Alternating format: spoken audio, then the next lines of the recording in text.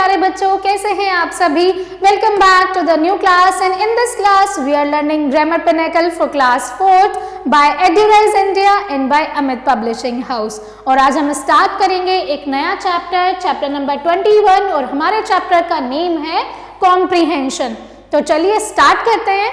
Now read the poem given below and answer the questions that follow. यानी कि अब आपको क्या करना है, स्टोरी रीड करनी है, पोएम रीड करनी है और उसके बेसिस पर कुछ क्वेश्चन आपको दिए जाएंगे, उनका आंसर आपको करना है। यही तो होता है कॉम्प्रीहेंशन। चलिए पोएम रीड करते हैं।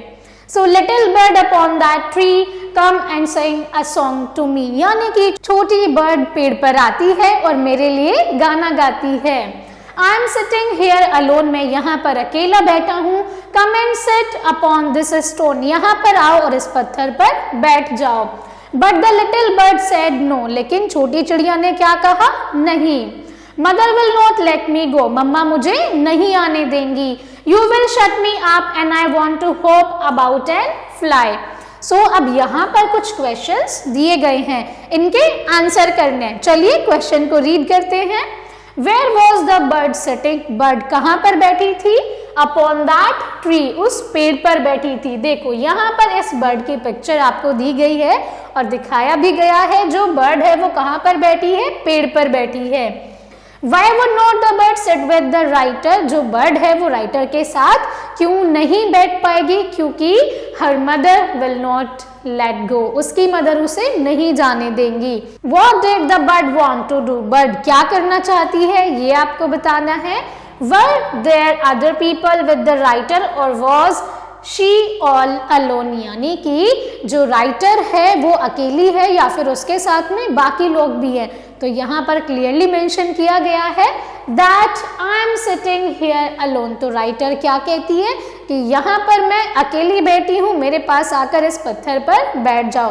तो she is completely alone, there are no people। All right, now pick out the rhyming words from the poem। आपको क्या करना है, पोएम से कुछ राइमिंग वर्ड्स यहाँ पर लिखने हैं। And I hope you all will be able to do this by your own। Now you have one another passage, so read the passage carefully and answer the question that follow। यहाँ पर इस passage को read करना है और इस पे basis question के आंसर आपको करने हैं। So there are many villages in India where farming is the main occupation। यानी कि भारत में ऐसे बहुत सारे गांव हैं जहां पर खेती मुख्य व्यवसाय है। A farmer is a very important person in our lives because he works all day in the fields। वहीं पर जो फार्मर है वो हमारी लाइफ में मुख्य भूमिका निभाता है क्योंकि वो पूरा दिन खेतों में काम करता है। Growing the crops we eat, और फसलें उगाता है जिन्हें हम खाते हैं। For a farmer, एक किसान के लिए his land means everything। उसकी भूमि सब कुछ है, उसके खेती उसके लिए सब कुछ है। Farmers are simple folk who work very hard and celebrate during the harvest season। वहीं पर जो किसान है वो बहुत ही सिंपल लोग होते हैं और हार्वेस्ट के दौरान ही वो सेलिब्रेट करते हैं। They live in huts and mud houses, या तो वो झोपड़ियों में रहते हैं या फिर मिट्टी से बने घरों में रहते हैं। Whose roofs are made of grass, leaves and straw। जिनके जो छत है उनके घरों की वो घास, मिट्टी या फिर स्ट्रॉ से बनी होती है। Early in the morning, सुबह as the sun rises and the air is fresh, जैसे ही सूरज उगता है हवा बहुत ज़्यादा फ्रेश होती है।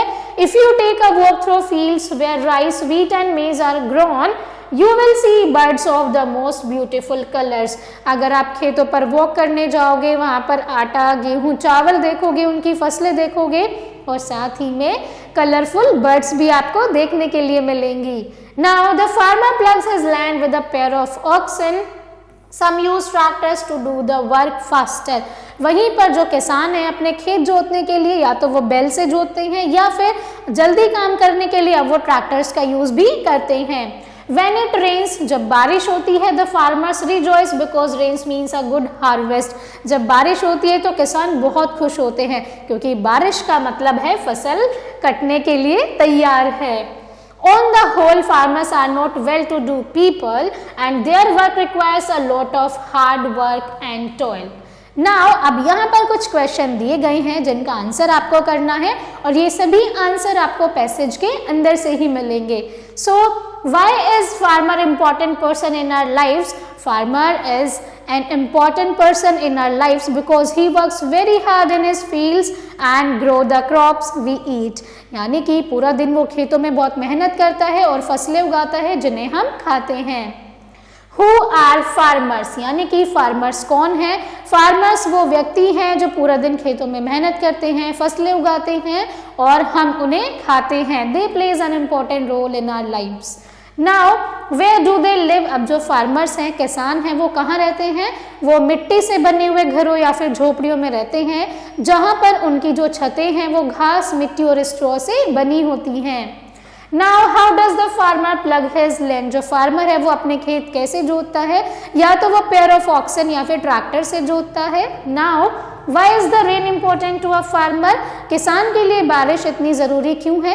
क्योंकि जब भी बारिश आती है किसान बहुत खुश हो जाता है, क्योंकि बारिश एक प्रतीक है कि उनकी जो फसलें हैं वो हार्वेस्ट करने के लिए बिल्कुल तैयार हैं. Now we have one another passage. तो ये पैसेज आप सभी को रीड करना है.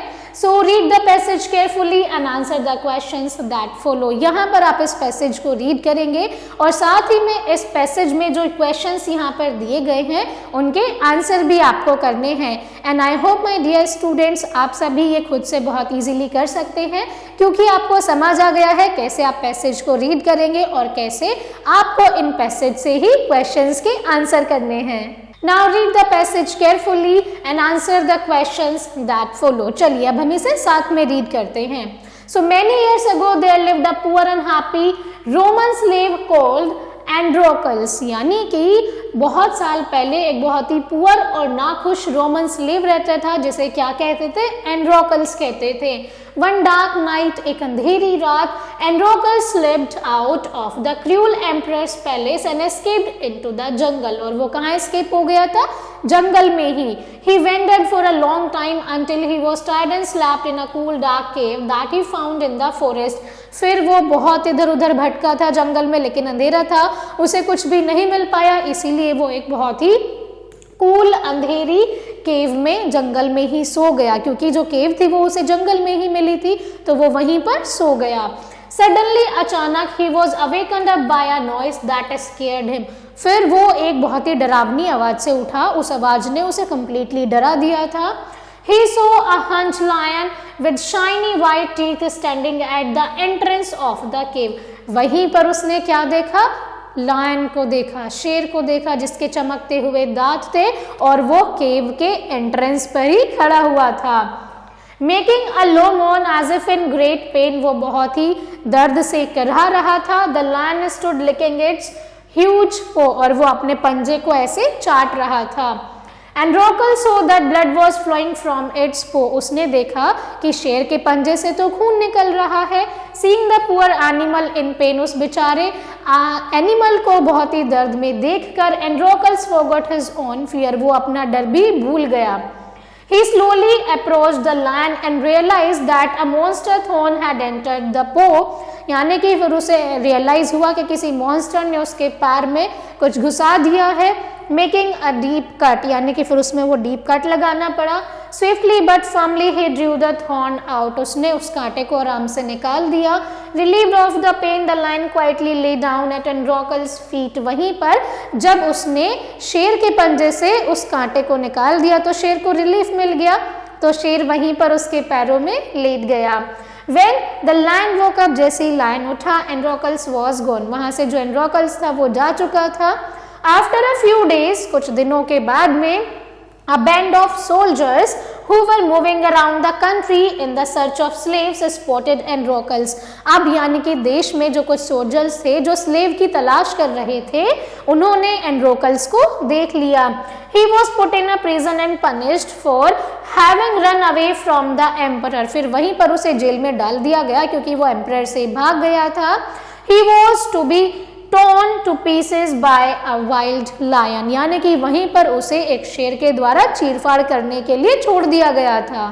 After a few days, कुछ दिनों के बाद, a band of soldiers who were moving around the country in search of slaves, वहीं पर soldiers जो कि slaves की तलाश में पूरे देश में घूम रहे थे, spotted Androcles, उन्होंने Androcles को spot कर लिया. He was put in a prison and punished for having run away from the emperor. He was to be torn to pieces by a wild lion. When the day of punishment arrived, जैसे ही सजा देने का दिन आया, Androcles was thrown into the Roman Colosseum, यानी कि उसे Roman क्लोजियम में डाल दिया गया. He was left there waiting for the hungry lion to attack him, और वहां पर छोड़ दिया गया कि जो भूखा शेर है वो उस पर अटैक करेगा. When the hungry lion was released from its cage, जैसे ही उस भूखे शेर को केज से बाहर निकाला गया, it made a loud roar and sponged the spot where Androcles stood trembling. और वहीं पर उसने क्या देखा, लड़खड़ाते पैरों पर खड़े हुए एंड्रोकल्स को. When the lion reached Androcles, जैसे ही जो शेर है वो एंड्रोकल्स के पास गया, he gently licked Androcles hand, उसने बहुत ही प्यार से बहुत ही जेंटली उसके हाथ को चाटा.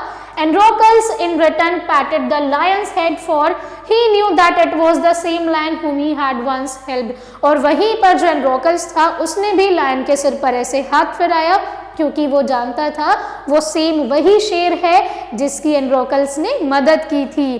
The emperor was so delighted by this sight that he made Androcles a free man. वहीं पर जो एम्परर था वो बहुत ही खुश हुआ और उसने एंड्रोकल्स को फ्री कर दिया.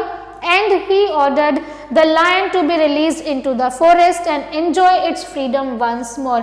और फिर एम्परर ने क्या किया, शेर को भी वापस जंगल में एंजॉय करने के लिए फ्री कर दिया. Now question number 1 is take the correct answer. So Androcles was a rich man, a poor man, a slave. यानी कि वो एक slave था. He escaped from the emperor's palace on a dark night, यानी कि एक अंधेरी रात वो एम्परर से भाग गया था. Androcles slept in a cave. Androcles कहाँ पर सोया था, एक गुफा में सोया था. The lion in the cage was dangerous because it was hungry, it was kept alone, it was kept dirty, क्योंकि वो भूखा था. The emperor rewarded Androcles with lots of gold, money and companionship of the lion or freedom. यानी कि उसने क्या किया था, एम्परर ने उसे फ्रीडम दी थी, यानी कि उसे फ्री कर दिया था. Now answer the questions given below briefly. यहाँ पर आपको कुछ questions दिए गए हैं जिनका आंसर आपको briefly करना है. So why did Androcles escape from the emperor's palace? जो Androcles था वो emperor palace से क्यों भागा था? Why was the lion mourning when it entered the cave? जो शेर था वो क्यों करहा रहा था जब वो गुफा पर पहुंचा था, क्योंकि उसके पंजे में कांटा घुसा हुआ था. Why was Androcles put in prison? उसे प्रिजन में, जेल में क्यों रखा गया था, क्योंकि वो एक स्लेव था और वो एम्परर पैलेस से भाग गया था. Why did the lion not attack Androcles in the Colosseum? वहीं पर शेर ने उस पर अटैक क्यों नहीं किया था, क्योंकि वो सेम पर्सन था जिसने शेर की मदद की थी. Now write a suitable adjective that could best describe each of the nouns given below, and this is our homework for you all. Now read the sentences given below, circle the subject and underline the predicate. यानी कि यहाँ पर आपको subject और predicate underline करने हैं. And I hope my dear students you all will be able to do this, क्योंकि हमने previous classes में subject और predicate के बारे में सीख लिया है. So my dear students, that's all for today's class. I hope you enjoyed it a lot. Thank you so much for watching and learning with me. I will see you all in the next class. Till then, keep learning and keep practicing.